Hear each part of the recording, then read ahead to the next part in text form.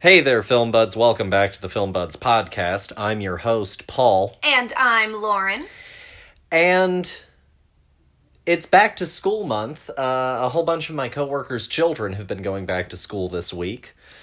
I guess I could say the same in theory if I knew if any of my coworkers had children. I'm thinking no. If you don't know, then the answer is probably no. Well, I mean, a lot of them are like remote, so that's who knows? Also true. But it's back to school month, and all month long we've been talking about high school characters, right? The people that make up not just high schools, but schools in general. And we've covered teachers. Mm-hmm. We've covered jocks and cheerleaders in last week's episode. Yes, we did. But there are all sorts of kinds, you know? It takes all kinds, as the saying goes. Mm-hmm. And so this week we decided that we were going to go and look at the Weirdos and the Outcasts. And so we're looking at all of those poor, sad souls. Some, sit here as hosts. I was definitely an awkward middle schooler for a time. Whoa. Some sit here as hosts. Honey, we were friends in high school. So, I think that this category speaks for the both of us. But, it's very true and has always been true to some degree, right? That the moment that you have children in a setting together, some sort of homogenous herd identity appears, and so outliers become objects of interest, positive and negative. I love it. And so then from that we get, lonely kids. Mm-hmm. And sometimes they band together into, a little group of sort of misfit toys. And then other times they end up going on to be sad loners that never really quite fit in. And so this whole episode is dedicated to those poor souls that feel like black sheeps inside of their own school community. And, yes, the freaks and the geeks. That's right. But don't worry, the nerds are next week. That's right. That's a different category, though. It's a different thing. You can be a nerd, but have a whole community. Band nerds. Mm-hmm. See? Mm-hmm. Choir geeks. Mathletes. Oh, mathletes. That's right. So, I guess, with that in mind, sort of, you already, I guess, staked out a camp for yourself. What groups do you think that you considered yourself, a part of during school? Well, it was definitely like And it doesn't have to just be high school. Well, I feel like the thing applies to every group of my friends, just because, like, at the end of the day, I don't know if I technically have anything in common with people who are athletically gifted. Like, in any capacity. I even had a roommate for a time in college that was a soccer player. And did we hang out? Absolutely not. We even had the same name. And we didn't hang out. She just wanted to be my roommate after my roommate went to a different dorm because of the fact that the girls next door to us were other soccer players. And they could be besties through the wall. And it was just me. It was me hanging out. So, no, I guess I've always kind of considered myself a little bit like an outcast. I guess I'm not like a cool outcast. I don't think, like those James Dean, Rebel Without a Cause. Yeah. No, not at all. I don't have that much energy.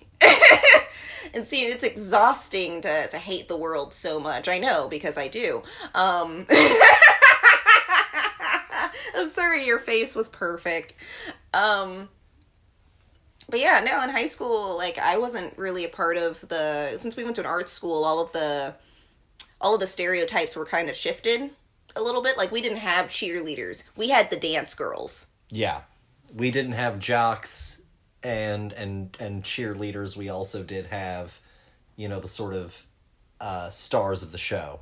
Yeah, we had the cool musical theater people who were like royalty at the school, and then we had the dancer girls who were like the prettiest girls in school, and they got to run around school in ridiculous We did have outfits. the sexually active band nerds. That one stuck. Well, yeah, again, art school. But, you know, at the end of the day, like, I wasn't one of the popular musical theater kids, even though I was in musical theater.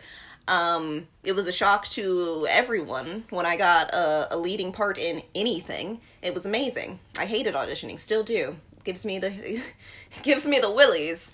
I'm always terrible. But yeah, no, like, that was kind of like, our crew was just this group of misfit toy kids who found comfort in their collective weirdness. Kind of like the kids from Stranger Things, except minus all of the spooky stuff and add more music to it. You know, really, that was it. I was a music nerd. Fair enough. I guess back in like elementary school, the very first school that I went to, I ended up being relatively well known, if only just because it was also a small town. You know, it was a mining town. Mm-hmm. The largest part of the population that came and went seasonally was the college, and so that's fair. You know, it was easy to be recognized in a town like that, and I was a part of a group of 4 friends, and one of my friends' dad was like a gadabout town of a sort, you know. He was a well-known guy. He was a pillar in the community. And so I ended up being more known than I certainly ever realized I was. I remember one of the memories that I have from right before I left that school was like a first grader knowing who I was. I had no idea who this kid was. That's how I felt senior year of high school, when like 6th graders were like, "Hey, Lauren," and I was like, "Who are you?" Yeah. And then my next school, I definitely shifted into being more of an odd man out because, you know, I came to it in the middle of the year. I was definitely not really a part of, like, the McKinney, you know, it was a suburb of Dallas, a very wealthy suburb of Dallas. And so I didn't necessarily start to fit in again until I played football. Mm-hmm. But then I left right after that.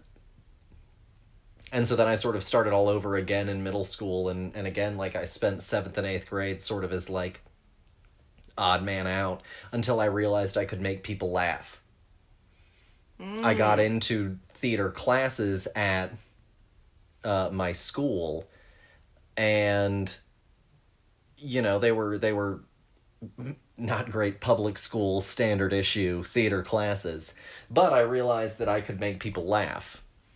And that definitely had like a little bit of a shift in fortune by 8th grade. And then I started all over again by coming to Northwest, where, you know, I didn't know anybody. And then by that point, I think that I spent my first year as like a little bit of an odd man out. And then sophomore on, I would say that I was a little bit of a chameleon. I think I sort of floated.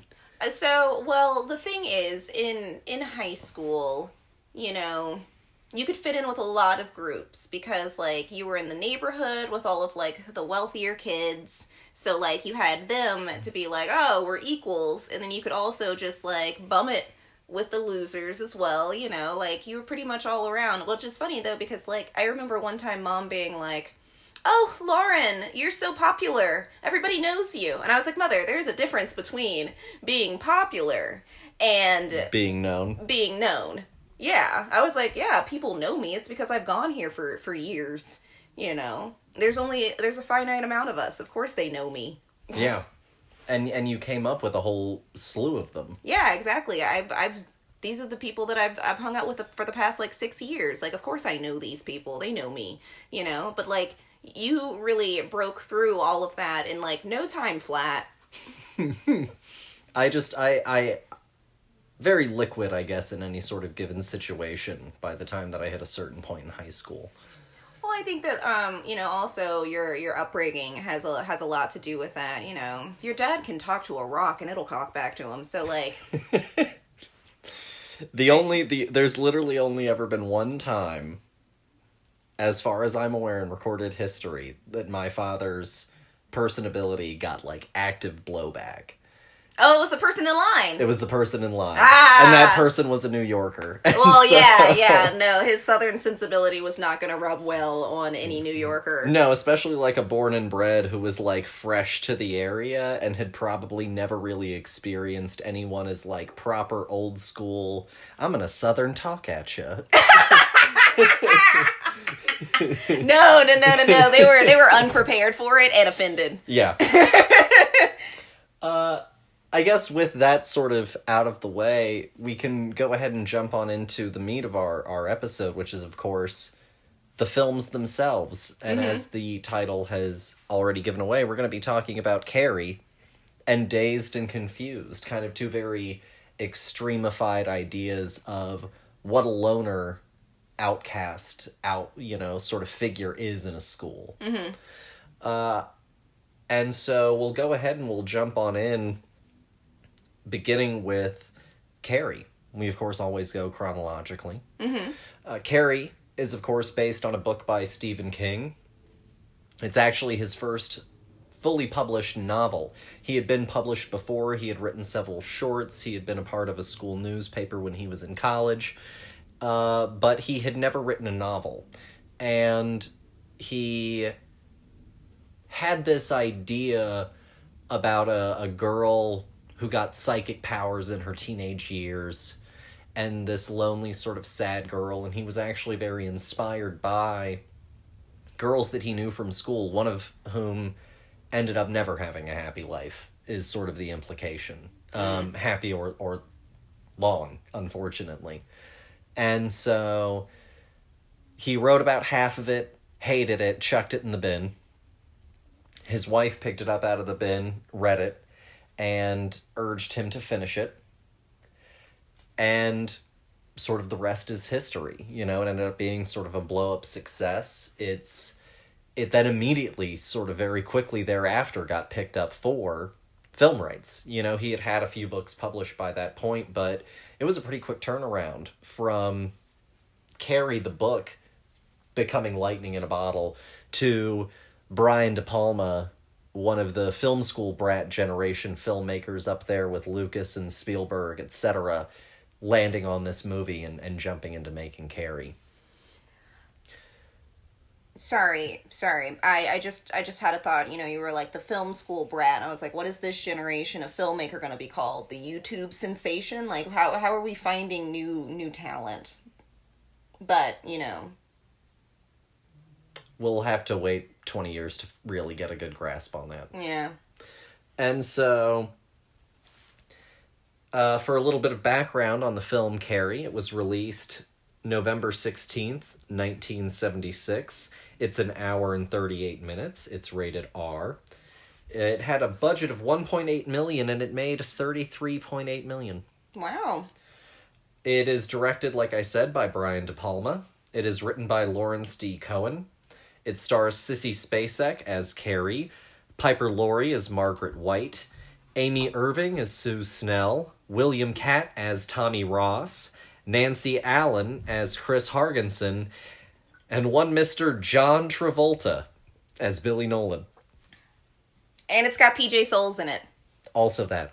But what a bit part. No, yeah, but she's in it. She's there. The plot is Carrie White, a shy, friendless teenage girl who is sheltered by her domineering religious mother, unleashes her telekinetic powers after being humiliated by her classmates at her senior prom. I mean, it's really the whole movie right there in one paragraph. No, honestly, and the whole book. Yeah. Pretty much. We did it. Pack Let's get it out in. of here. Let's rate it. So go ahead and take it away, dear. What are your thoughts on Carrie? You and I, of course, have read the book together. Yes. That's actually where I was going to begin this whole mind process of me thinking out loud.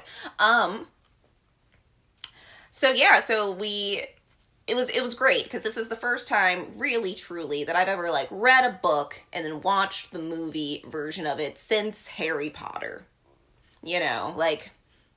Especially in, like, close proximity. No, yeah, because I was reading them to watch the movies, you know, very, like, let's do this kind of thing. So, yeah, no, this was great. I thought that they did a really good job staying pretty close to the book, you know, very respectful. Honestly, like, verbatim, they were like, we are copying and pasting, like, a good 75% of this book, other than the parts that are, you know, Sue's journey, like, from the future, talking about this event in hindsight. We miss all of that, which is such a bummer, because that stuff is so interesting. But, you know, a movie's gonna movie. And I think that they really get to the heart of the things that are very centered around Carrie in the book. And I think that they do that very successfully. I think that Sissy Spacek does a great job. Is she who I would have cast as Carrie? Probably not. Because at the end of the day, she's so pretty. Well, you know, it's interesting that you say that, because I feel that very much so about Chloe Grace Moretz. I feel that even more so about Chloe Grace Moretz. Well, yeah, I think that that's completely fair as well. I mean, I've never seen the remake before, so... But they don't do enough to make Chloe Grace Moretz not visually the cheerleader type. No, I completely agree with that. I've seen, you know, the commercials and things for it, but I've just never gotten to sit down and do the do. I guess this was also a good point to bring up. You know, you haven't seen the other version. Yeah, no. Okay. I have seen both versions and read the book. Okay, so you've got a... very well versed currently in Carriedom. Well, you know, you're always one step ahead of me when it comes to the media landscape. So, but no, I thought that this movie was really interesting. I thought that for it being from 1976, like, I didn't think that ever hindered it at all. I thought that they did a lot of the telekinesis stuff really well. I thought that worked. But yeah, no, I think that Sissy is just really pretty. I think that she succeeds in the aspect of Carrie not fitting in because of her religious background. Yeah, she convincingly knows how to be uncomfortable, because even though, you know, Sissy Spacek is not a bad-looking woman, she is also not a conventional beauty.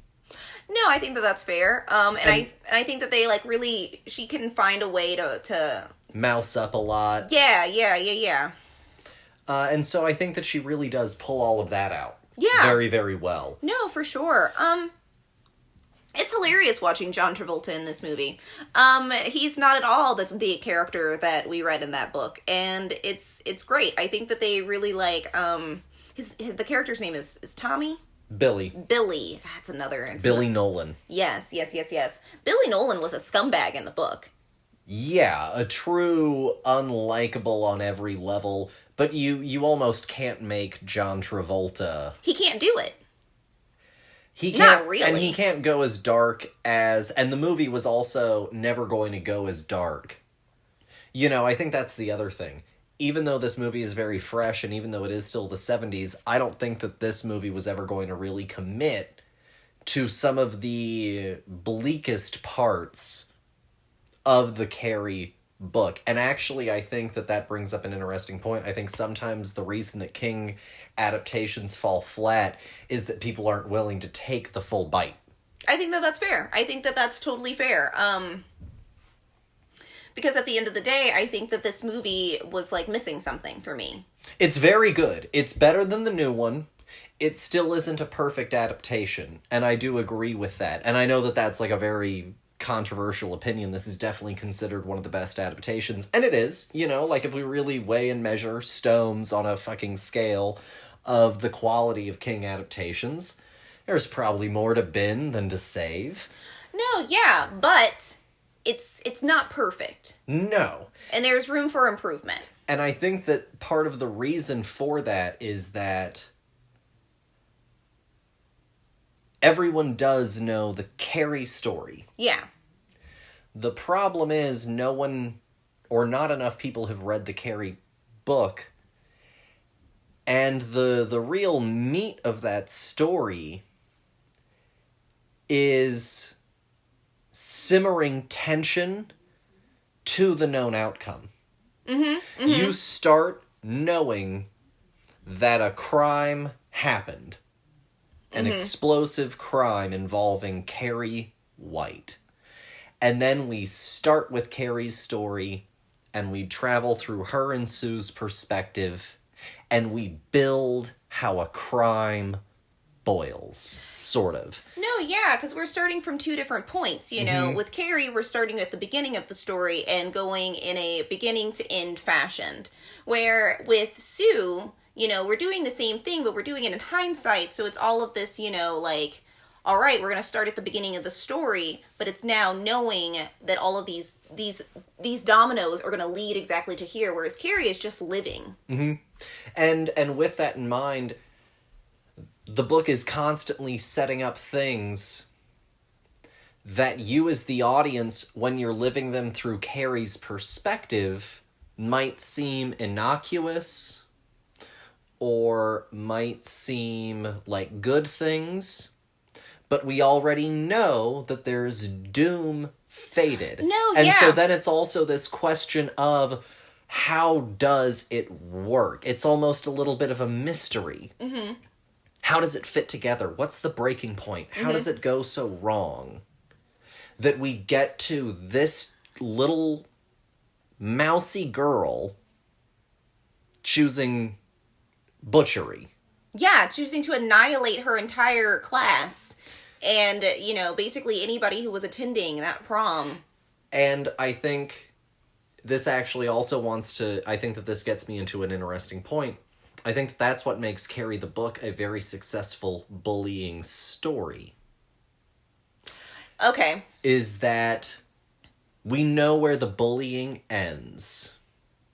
Let's look and see what the fracture points are. Mm-hmm. You know, we can really examine the acts that were critical. But then also, because we get Carrie's perspective, we essentially get the truth, which is that we think it might just be these singular acts, but really it's been everything from every subtle action, even more so than the big ones. No, I think that's all really fair. And like I think that the movie is just it's So I guess I don't want to sound like an asshole. But like I think that this movie is like a really good like I'm going to take this part and this part and this part and this part and then they stitched it all together and I'm then going to cut it to the bone. Yeah, I'm going to make it as bare as possible that still tells the story effectively, and that's going to be that, because I think that if, you know, because also we don't get as much time with Carrie as I would like. I honestly almost want the entire movie just to be, if we're going to cut it down, I want it to kind of almost all entirely be from Carrie's perspective until we get like the little blips of like Chris Hargensen, you know, going through her deal. Well, I think if I'm going to really cut the story to the bone and keep it to only a few perspectives and keep it a feature runtime, because if I just keep it Carrie's perspective, I'm not sure I hit movie length. I mean, I think that that's fair, but I think that we miss out on a lot of things that Carrie does. I'd keep it Carrie and Sue. I think that that's fair. Carrie and Sue, two paths that meet in the climactic moment. Because that's the other thing that I think really fucked up, if I'm being completely honest, this movie, is the prom scene is good, the aftermath is a total fuck up. No, yeah, because she goes on a whole rampage. She destroys the entire town. People are talking about this all over. Well, and like she kills those two people and she's done. She goes home. She meets her mom. She goes home almost first. Mm-hmm. Then has the confrontation with her mother, then realizes that she has now officially run out of safe haven, turns back out into the world, and then is almost like a wounded animal moving toward the final moments of life doing whatever they can in those moments to do anything. Mm-hmm. And she spends herself completely raw. And that's the other thing that's so heartbreaking about that one versus this one, is she almost kills herself in the exertion of doing all this. It's not just the literal physical damage that has now been done upon her throughout the night. She has also just completely spent everything that she had through all of this massive outpouring of years of heartbreak and repression and suffering, and then she dies in a fucking parking lot. Well, and yeah, the only instead of holding her mother as they die in their collapsing house. And the only person that is there to absorb it is Sue. And also because of Carrie's last little moments of power, Sue knows what she's feeling. Mm-hmm. Through that connection. And that's so fucking heartrending. And I think that that's where neither adaptation has really gotten it right, is I think that, like, Carrie is so much of the beating heart, but Sue is the person that is meant to be the vessel. She's the town crier. She's the one that goes and carries the banner. Mm-hmm. After this person, this entity is gone, She's the one that now has to carry the weight of what Carrie White's life was. Well, yeah, not only that, but also the effect of Carrie in this one moment of Carrie's life, affecting this entire town, and her being a survivor who witnessed this, this entire thing. Because also, like, not everybody that Carrie takes out is someone who is bad to her. No. But at this point, she's done. Yeah. She's this heartbroken child, because even, like, when she does go home and she's like, this is my place, and then her mother monologues at her, and she realizes that the only person who was supposed to love me has never loved me, and it's this whole entire climactic effort, and I just didn't feel that in this movie. It's like, whereas Gerald's game has every tooth for the bite. Yeah. By the time we get to the end of this movie, it almost feels toothless. No, yeah, I was kind of like, okay, and now it's over. Pet Sematary had a much harder hitting ending for me. Yeah, but I think because they probably stuck closer to the source material. Yeah, Mary Lambert was very dedicated to sticking to the source material. And again, this one is doing a really good job, and I think that it's almost there. Yeah, but it's just at a certain point it's not scary. Yeah. Let me ask you another question real quickly before we rate the thing. Okay. Do you consider Carrie a school shooter story? Yeah. How do you think, and why do you think King was able to predict school shooters almost so far in advance? Because I think that he is an observant person. I think that he has seen people be treated so poorly, and, like, a natural response is, until you can't take it, you gotta do something about it. You gotta fight back. You gotta stand up for yourself. And for some people, that is that.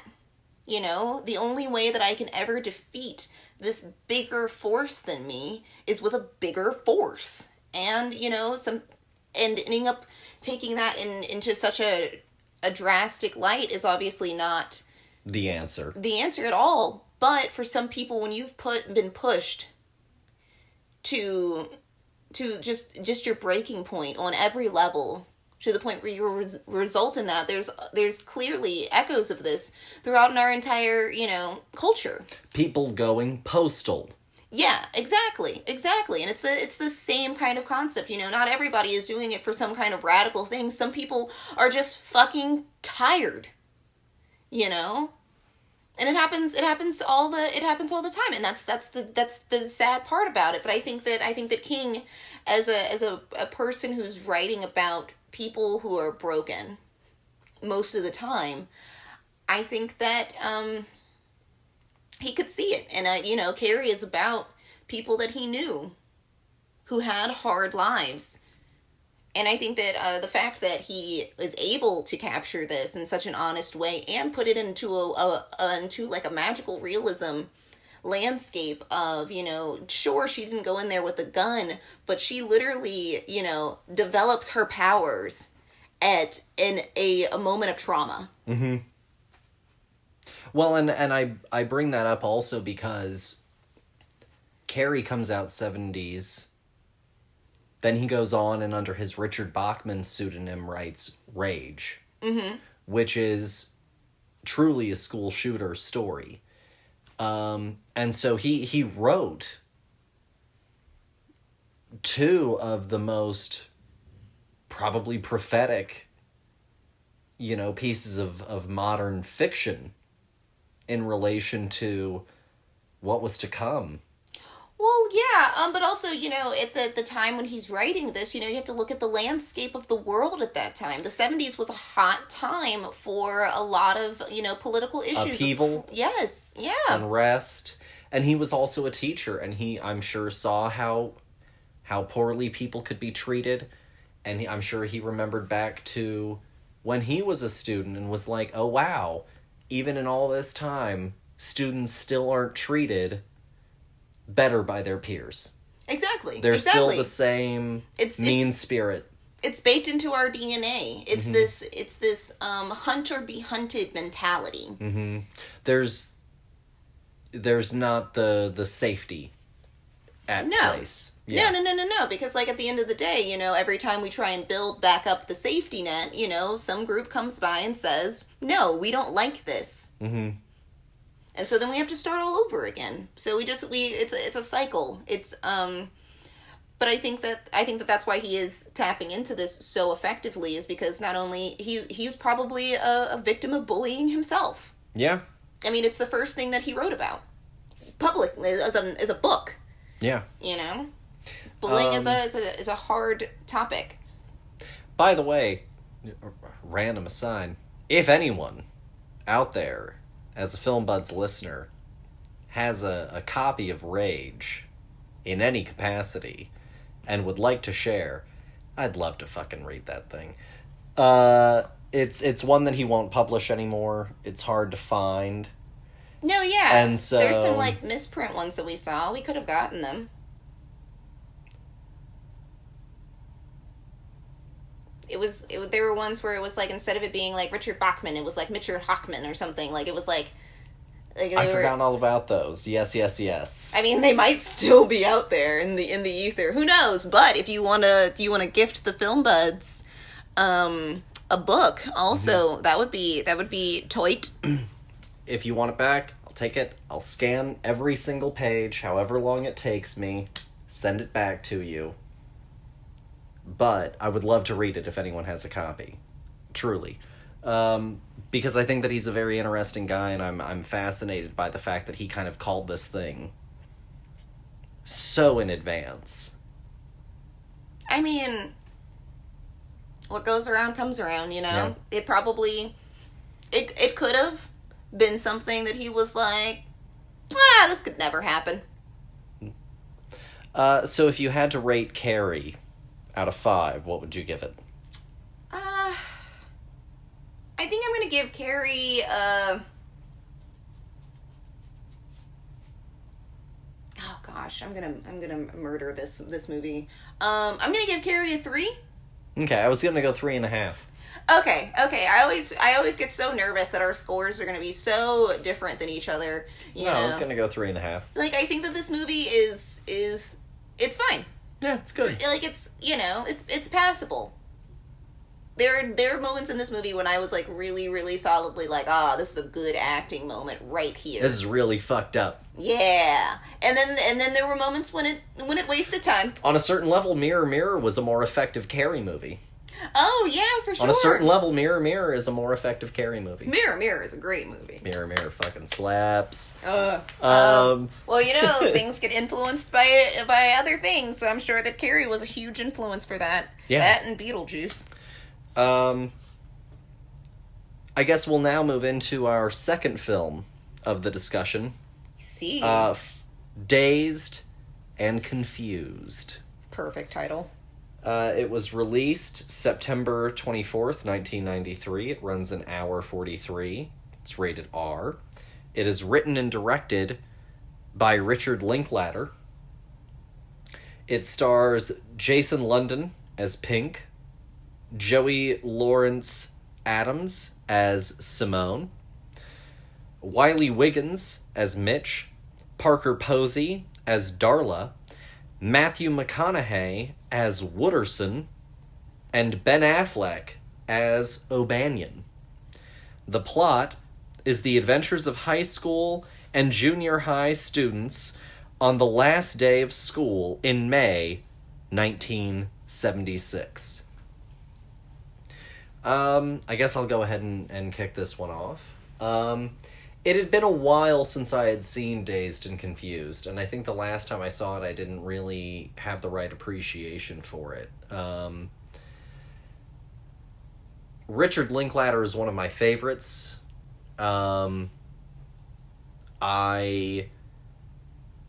see and feel and appreciate a lot of myself in his work. And I ultimately, really react strongly to a lot of his stuff. And this is one that I hadn't seen in a long time. And I had a great time, rediscovering it. Especially, I guess, having now lived in Austin, for a little bit of time. And I have this very soft spot for sort of, Texas history and Texas lore. And I really enjoyed this movie a lot. It was a real wild fucking ride, because I had forgotten a lot about this movie, honestly. But I really enjoyed it, and I think that what Richard Linklater does incredibly well, we reviewed one of his films earlier this month with School of Rock. Mm-hmm. And I think that one thing that he has managed to do so well is keep in touch with this child voice that always rings true and authentic in every movie that he does that has children in it. I think that it's very honest and authentic in School of Rock. I think it's very honest and authentic in Boyhood, and I think it's very honest and authentic here. And even though it's in no way like a childhood lifestyle that I recognize, in certain aspects, I also still understand the emotional beats of this movie, and I found it really, really enjoyable, really, really funny, and deservedly quotable. It's not perfect, but I enjoyed it a lot. What are your thoughts on it? Likewise, I had not seen this movie in quite some time. I honestly couldn't tell you the last time I saw this movie. I'm not quite sure myself. And again, I found this watch through to be far more enjoyable than the last time I watched this movie. Like, I think I kind of had like a mid opinion about it for the last time I watched it. I haven't gone back to it in ages. But this was such a fun time. And I can't believe that I had forgotten so much of this movie. It was like watching it for the first time again, honestly, except for like a few scenes here and there. And it is kind of the slice of life of a whole lot of people. We've got our groups. We've got our groups. We've got the jock kids. We've got the freshman boys. And we've got these, like, sophomores that are just, like, hanging out in the middle, and it's the story of all of these different types of people at different points in their lives colliding in this one event, this one celebration of youth that they go through every year, of this weird, horrifying hazing routine that ends up turning into a drunken beer fest in the woods. Like, that's... to each their own. That's not how I want to live my life. I do not want to be hazed ever. That sounds awful. and should be banned. But I do think that this movie is very honest in its portrayal of this. Like, I don't doubt for a second that these people are real at all. You know, even the most extreme personalities of the characters that we meet, I never once go, that's not a real person. No, they're all painfully real. And what's so interesting is also Dazed and Confused as a movie hits on a lot of similar ideas that other movies that we've talked about this month hit on. Feeling out of place is something that's in this episode, but also to a certain extent in Dead Poets Society. Yeah.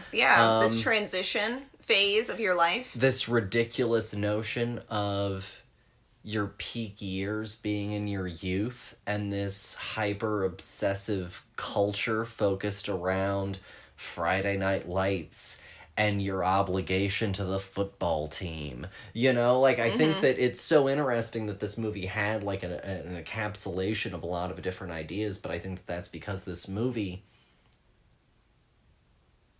it doesn't hammer everyone home to the nth degree, but I think that this movie does, because of its slice of life nature, touch on so much.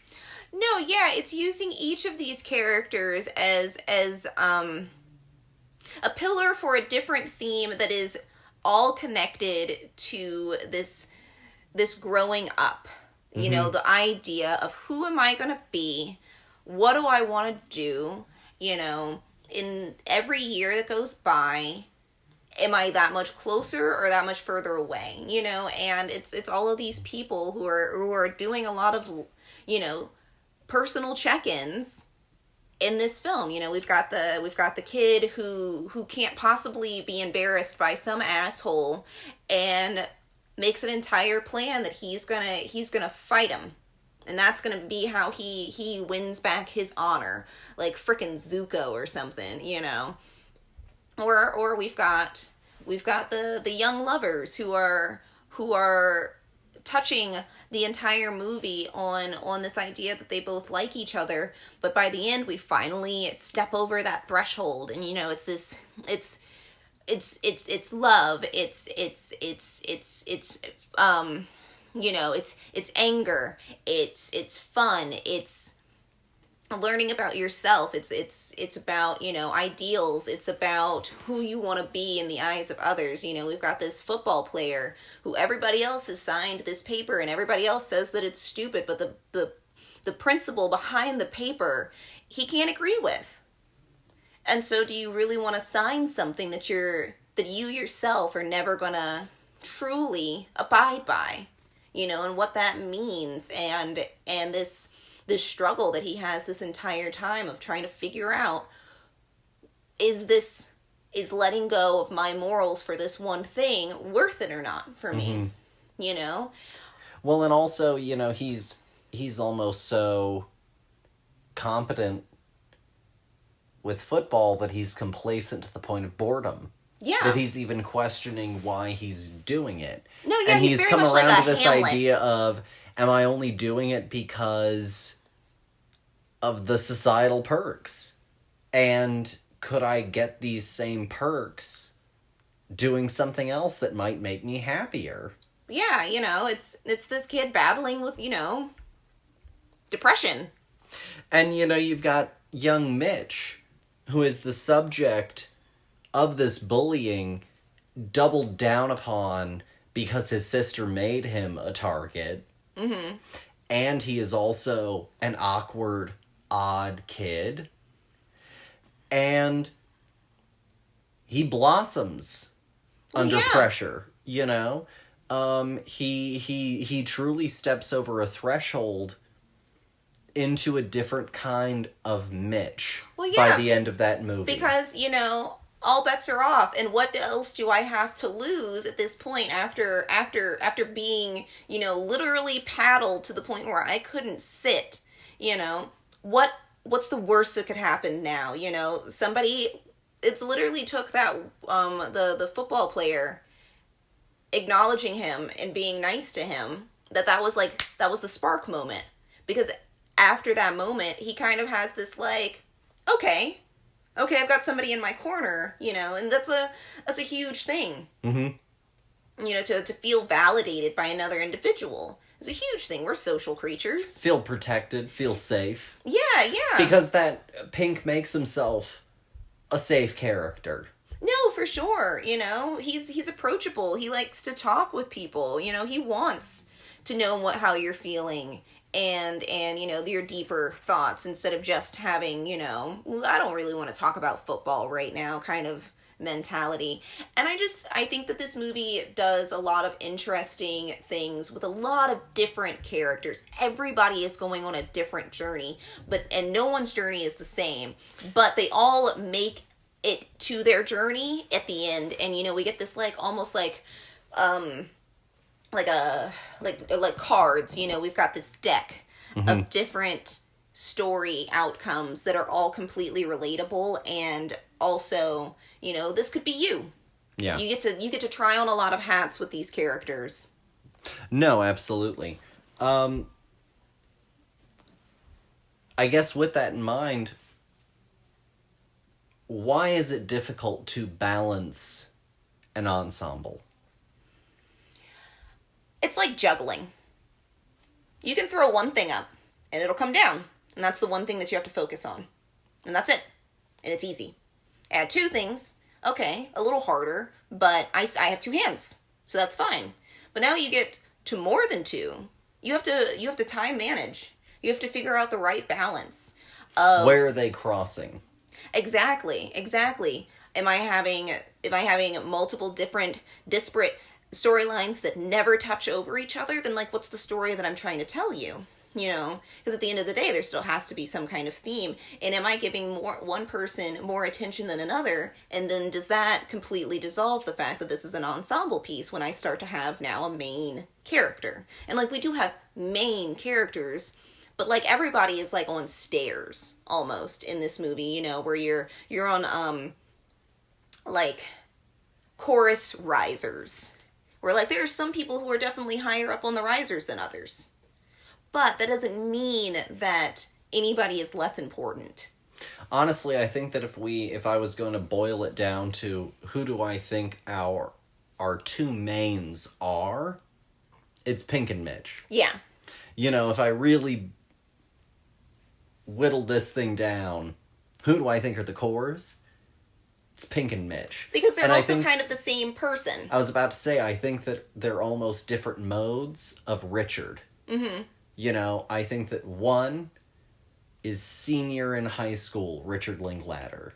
And the other is freshman in high school, Richard Linklater. Yeah. And I think that that's definitely also kind of the energy that you're getting off of both of them. I really have nothing but the utmost respect for him. I think that he is so talented, and I think that you're so right about the ensemble, and I think that that's... He does a great job of character balance. Yeah. Everybody, at the end of the day, everybody gets a moment. Everybody has something to do. Mm-hmm. And I have been in shows where I was in an ensemble where I had nothing to do. Where I had to make up business for myself the entire time. School of Rock, literally everyone in that little class had a moment, had something to do. At least a line, at least a exchange with Jack Black. Everyone. Yeah. And I'm sure that, Richard was probably like, oh, crap, I haven't done anything with whatchamadoo over here. All right, how do I organically bring this person more forward and give them a moment to shine in this? Because we are only as strong as our weakest player. So if we can bring everybody up, then we are all up together. Mm-hmm. You know what I mean? And I think that ensemble pieces are fantastic. You really also have to have a good group of people. Mm-hmm. Not every ensemble show is going to work. Yeah. Because it's a balance. It's a balance of talent. It's a balance of a whole lot of different aspects. No, absolutely. And yeah, like, I think that that's such a skill, though, is being able to create a good ensemble piece. Like, like I said, juggling one ball is easy. Juggling two balls is not bad. But, like, the moment you start to stretch even your mental capacity to figure out, to write this thing down, and I always imagine it being, like, people, serial killers in CSI, when they go into their house and they've got all these strings and things pinned all everywhere. That's how it is. Yeah. And, like, not only am I having these people interact, but why? Yeah. Why do I have any of my characters do anything? It's hard. No, for sure. Two other real quick questions. Mm-hmm. How do you feel like it did recreating the 70s, especially after watching a movie from the 70s that was contemporary? With Grease? With Carrie. Oh, Jesus, sorry. I was like, what are you talking about? I think that it did a good job, honestly, with keeping it very authentic and honest. Like, you can tell that he's looking back on his childhood, and it's not like a caricature of the 70s. Mm-hmm. And I think that that's really important. It feels very lived in. Instead of, like, how people nowadays think the 80s were. That's fair. I guess also off of that, the movie does not have any score. There is no composer in the film. No. Everything is sourced music from the time. Mm-hmm. How successful did the soundtrack work for you as a replacement to a composition? I found it distracting. I'm not gonna lie. Because every time that a composition moment would come in, you were suddenly just hearing acutely aware of, like, a tune that you knew. Yeah, because there wasn't just, like, any ambient sound. Everything always came in full force, like, with a music cue. Yeah, look at me. I'm a popular song of this time. Like, and at the end of the day, it would be one thing. Found my point. Is one thing to have popular music in your movie, but it has to fit. It has to mean something. It has to be commenting on a moment. It has to feel organic to the themes of the thing that I'm watching. Just having music just playing is like having the radio on in the car. Like, it's not affected by anything that's happening in the car. And you may be affected by the things that are happening on the radio, but what if now the radio is just the audience getting to, like, hear it and you don't get to either? So, like, for me, it just, I could have not had every top hit of the 1970s played at me, almost like keys dangling in front of a baby. You're like, oh, look at it. We've got Snow Ride, in this thing, take it easy. And they're like, look at it right there. You love this song. And it's just like, yeah, but these characters are so much more interesting right now. Like, can you quiet down? No, I think that that's totally fair. So if you had to rate Dazed and Confused out of 5, what would you give it? I mean, I'm still going to give Dazed and Confused a 5. I think that, like, it really won me over this time around. Like, there's a lot of things happening in this movie that, even though I did not obviously grow up in the 70s, there were a lot of things that, like, were touchstone things for me as well, that I could look and go, like, oh, no, I totally identify with this character in this moment. Or, like, no, this is exactly how this moment is supposed to feel. It felt real, and that's so rare. And, don't get me wrong, I love some magical realism. I love anybody who fits in their theme and just wears that theme to the end. You're like, consistency is key.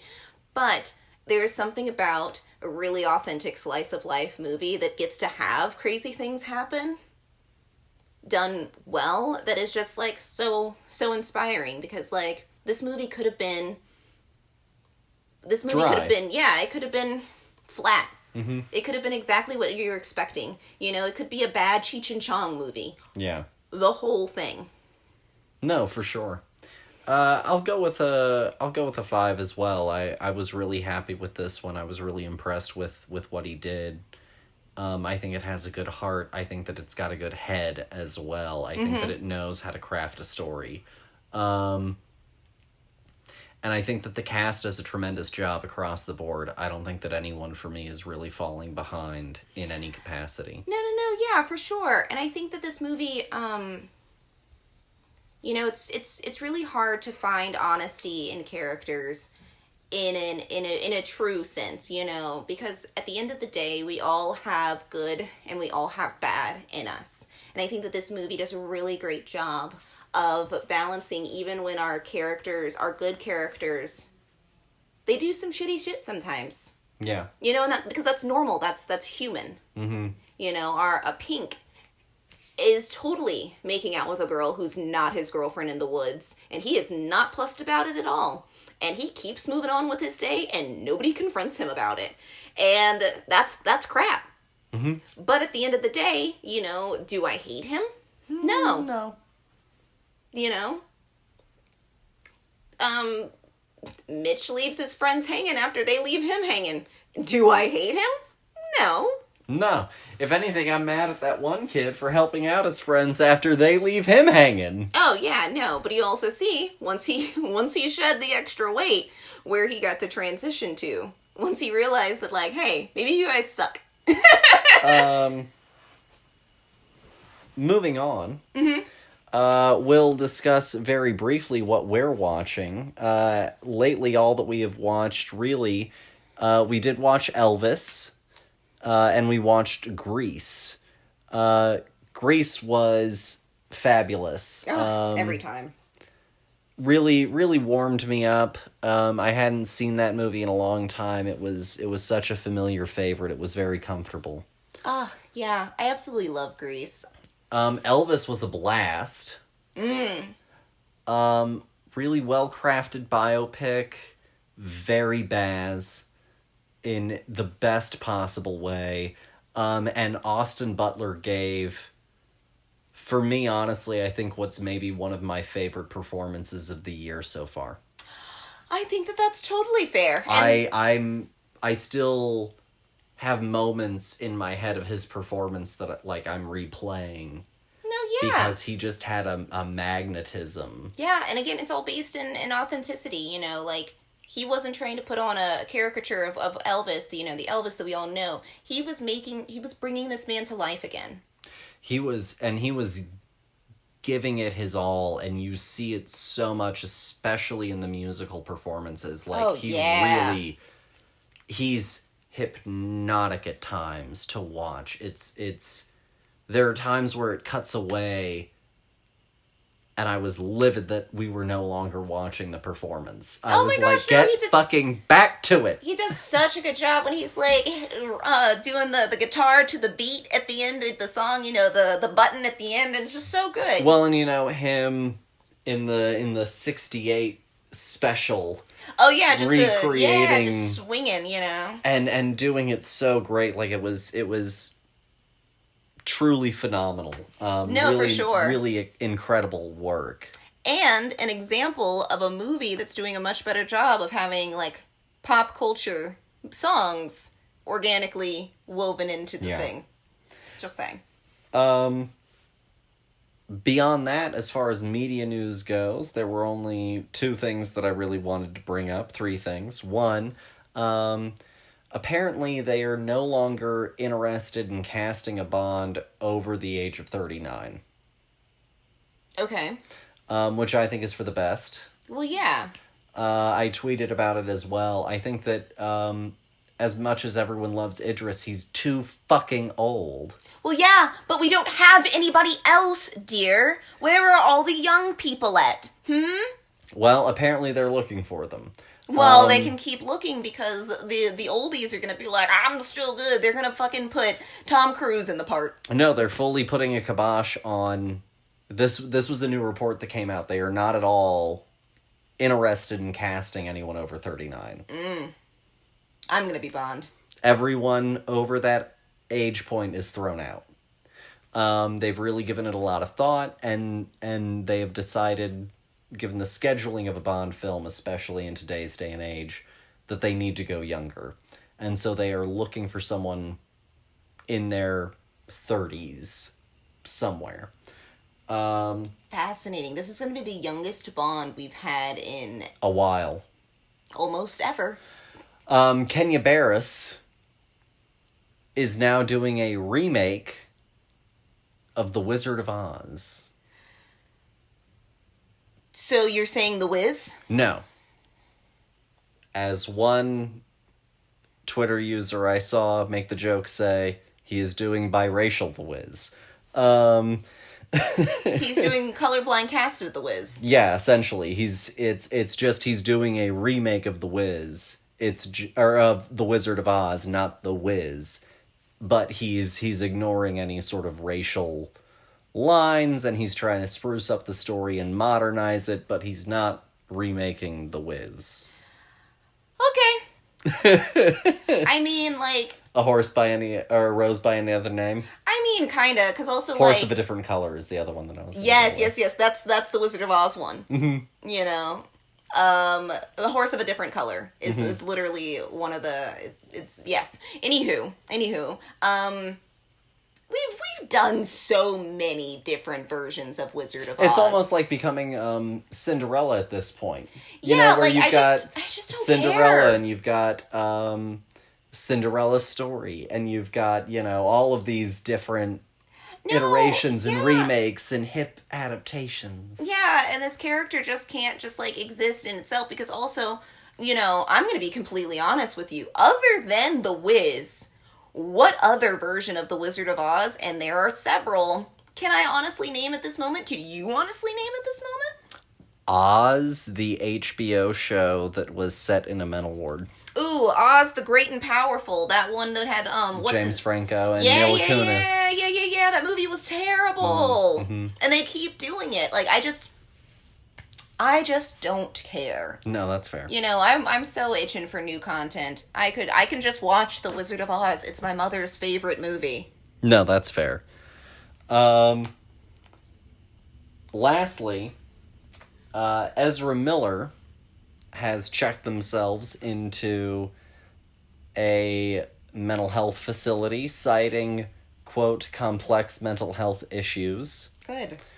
We will see what comes of that. What's interesting is that announcement literally came days after it was reported that Warner Brothers was trying to figure out Discovery now, was trying to figure out what they want to do with the Flash movie. Oh, shit! So Ezra was like, fuck, I need to clean myself up! Potentially, because there's apparently a chance, especially due to the fact that it was recently announced that Ezra Miller is wanted by the law in Vermont, I believe. Of all states. For burglary, I want to say. Burglary, breaking and entering, something like that. I'm going to write a book about crazy celebrities, and Ezra's going to be in one, and Armie Hammer. And so... and Jared Leto. There has been a whole conversation about whether or not they think the film is financially viable. And here's the other issue. Here's what's also probably really hurting the movie. Mm-hmm. It was supposed to be a reset movie for the new and improved DC EU. And they can't start out here if it's gonna tank. But the other problem is that Michael Keaton's Batman was going to move on to be a part of the Batgirl movie that they canceled. Well, so this is almost setting up a movie that isn't going to happen. So they've got a lead that is potentially box office poison, some plot elements that are potentially no longer relevant, and on top of that, the Snyderverse is dead. It's never coming back. So, the question is, do we keep it or do we ditch it? The answer is throw it all away and start over. The truth is, this is a cursed fucking movie, and it has been since the day that it was announced. It has gone through so many directors, so many writers, so many plots. It is cursed. It is a cursed movie. I don't know who cursed it, but someone literally put a fucking hex on this movie. Someone got in a pentagram, Whoa, sacrificed whoa, an animal, whoa. and cursed this movie. Not just this movie, but the DC comic franchise entirely. They have not had a good actual break in their entire existence. Name me a handful of movies that were actually successful that had DC characters in them that weren't cartoons. I mean, from the last few years? Yes. Okay. Like Shazam. So their most successful movies of the last decade have been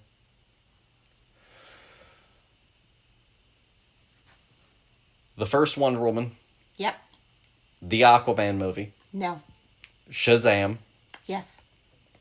the Batman, Yes. A student right there. Joker.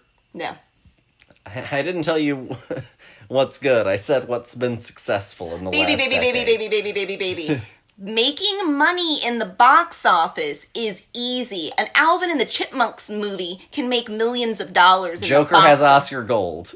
I don't Walked home with Oscar Gold. I don't care. People don't watch the movies that they're supposed to be voting for. I don't care that somebody went, "Oh, I know that name. Oh, I'll vote for it. It sounded good. I just never got around to watching Joaquin." And so those are probably their most successful things from the last decade. Yeah. Now see how many movies they've put out. Fair. Their entire model is, we'll plan later. No, that's true. And that's where they've really fucked themselves this entire time is, we'll do it in post the production meeting. It's almost Hobbit-like. Yeah, and it's and they keep looking around and going, I don't understand why we keep failing. No, for sure. I don't understand why Marvel, who plans years in advance, is still succeeding past us, even in their most terrible few things yet. Yeah. It's because at least you had a plan. No, for sure. Terrible. But that's pretty much all the media news that we have for y'all. Go and sign up for the newsletter. It is going out at the end of the month. And it's going to announce some of the stuff that we're doing moving into the end of the year. If you haven't already, go and check out last week's episode. Check out all of our back to school episodes. And that's pretty much all that we have for y'all, dear. Do you have anything for the listeners? Oh gosh, no, I've said so much. Go out there and watch a movie that makes you happy, because, why not? Yeah. I guess all that I will say is, try and do something good. Yeah, there you go. Go out there and in the next week, do something good. And if you hit a moment where you hesitate and something deep inside tells you to do something, do it. Unless it's bad. I mean, obviously, but I'm talking about in the context of a moment to rise to action. Yes, sorry, I didn't mean to ruin that. If you're hitting a moment of uncertainty and something deep inside is telling you that something is the right thing to do and you're not doing it, do it. Yeah, my grandmother would always say that even if you were a pot, be the best pot that you can be.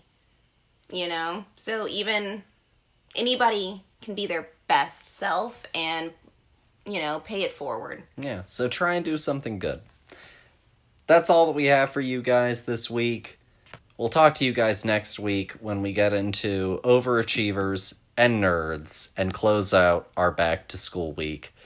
Thank you guys, thank you.